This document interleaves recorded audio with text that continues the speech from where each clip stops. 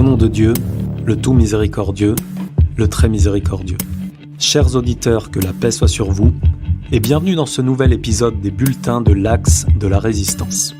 Ces bulletins audio proposent un suivi régulier des principaux événements dans la confrontation qui oppose le bloc américano-sioniste à l'alliance composée des gardiens de la révolution islamique d'Iran, Hezbollah, l'armée arabe syrienne, la résistance irakienne, palestinienne ou encore yéménite. Afin de suivre l'actualité au quotidien de la résistance islamique au Moyen-Orient ou encore pour participer à des lives audio hebdomadaires tous les dimanches à 20h30, vous pouvez vous abonner à notre chaîne Telegram dont le nom est Axe de la Résistance.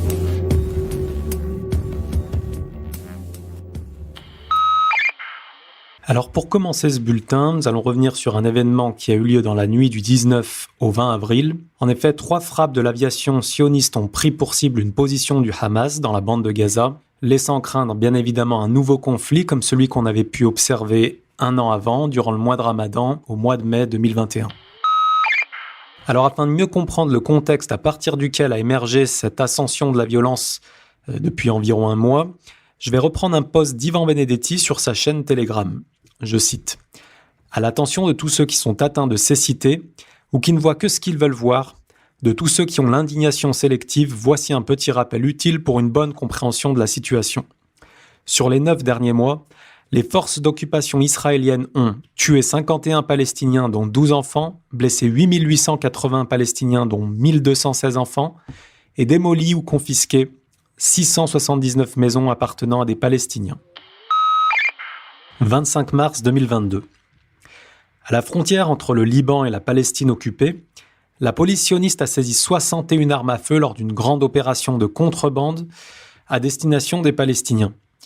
3 hommes ont été arrêtés et selon certains analystes, même s'il s'agit quand même de prendre cette information avec des pincettes, le Hezbollah tenterait d'armer les Palestiniens dans les territoires occupés de 1948. Je rajouterai quelques chiffres afin que nos auditeurs comprennent bien le terreau à partir duquel a éclaté cette violence depuis le dernier mois.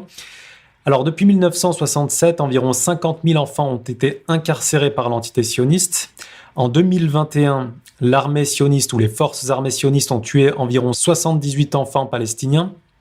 Et depuis le début de l'année 2022, 5 mineurs ont été tués par les forces armées israéliennes. À partir de la fin du mois de mars 2022, des Palestiniens ont à plusieurs reprises ouvert le feu dans les territoires occupés sur des sionistes. L'opération qui aura fait le plus de bruit est sans doute celle du 29 mars. Ce soir-là, un Palestinien s'est rendu dans la banlieue est de Tel Aviv, dans un quartier ultra-orthodoxe et donc ultra-sioniste. Il a tiré sur des sionistes, faisant 5 morts.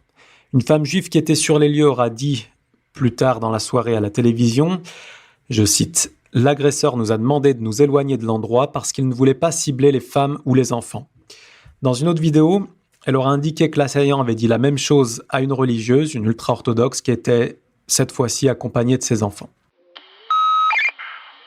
Si dans la banlieue sud de Beyrouth, tout comme à Gaza, les partisans du Hamas et de Hezbollah se sont réjouis de cet événement, on peut ici mentionner qu'Emmanuel Macron, tout comme Marine Le Pen, ont condamné ce qu'ils ont qualifié d'attentat terroriste. Et c'est plus surprenant, le président de la Turquie, Recep Tayyip Erdogan, a lui aussi appelé son homologue israélien pour lui présenter ses condoléances et condamner cet acte terroriste. Il semblerait donc que la Turquie entretienne des relations de plus en plus compliquées avec la résistance palestinienne et de plus en plus proches avec l'entité sioniste.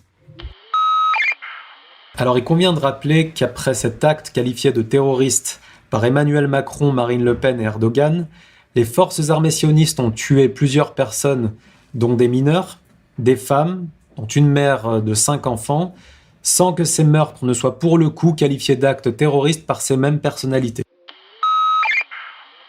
Un autre aspect qui peut lui aussi expliquer cette situation, à savoir l'escalade des violences entre Palestiniens et sionistes depuis plusieurs semaines maintenant, et bien entendu les décisions prises par le régime sioniste d'augmenter les mesures sécuritaires autour de la mosquée Al-Aqsa. En effet, depuis le début du mois du Ramadan notamment, certains croyants se sont vus interdire l'accès à ce lieu saint, notamment les plus jeunes. Ça a donné lieu bien entendu à des affrontements entre les forces armées sionistes et les jeunes palestiniens. Et ces derniers jours, des vitres de la mosquée Al-Aqsa ont été brisées, cassées par les forces armées sionistes. 9 avril. Il s'agit du 20e anniversaire de l'opération Bouclier défensif, lancée en 2002 par l'armée sioniste dans le camp de Jenin. À cette occasion, 13 soldats sionistes avaient trouvé la mort face à la résistance palestinienne. 11 avril. Une autre date anniversaire puisqu'il y a 26 ans, autrement dit en 1996, l'état-major de Tsahal lançait l'opération Raisin de la colère. À cette occasion, l'armée israélienne avait jeté sur les routes environ 300 000 habitants du sud Liban qui étaient donc partis aller chercher refuge vers le nord. L'objectif annoncé du gouvernement israélien était d'annihiler définitivement les capacités militaires de Hezbollah. Ce fut en fait un échec total puisque la réponse de Hezbollah, notamment à travers des attaques à la roquette menées sur le nord de la Palestine occupée, a jeté sur les routes 30 000 personnes, ce qui a conduit, en tout cas qui a largement contribué à l'échec du parti de Shimon Peres aux élections suivantes. Un dernier élément, peut-être un petit peu plus technique cette fois-ci. Après le bombardement mené par l'aviation sioniste contre la bande de Gaza dans la nuit du 19 au 20 avril, la résistance palestinienne affirme avoir utilisé un missile solaire Strela, donc de fabrication russe, pour pouvoir repousser les drones en charge de cette attaque. Ceci ouvre bien évidemment de nombreuses questions concernant ce type d'armement, mais aussi et surtout les parties impliquées dans le ravitaillement de la bande de Gaza. Chers auditeurs, c'est tout pour aujourd'hui. Je vous rappelle que vous pouvez suivre l'actualité au quotidien de la résistance au Moyen-Orient et aussi participer à des lives tous les dimanches à 20h30 en vous abonnant à notre chaîne Telegram Axe de la Résistance. Et toute louange revient à Dieu, Seigneur des univers. Que la paix soit sur vous tous et à très vite, si Dieu le permet.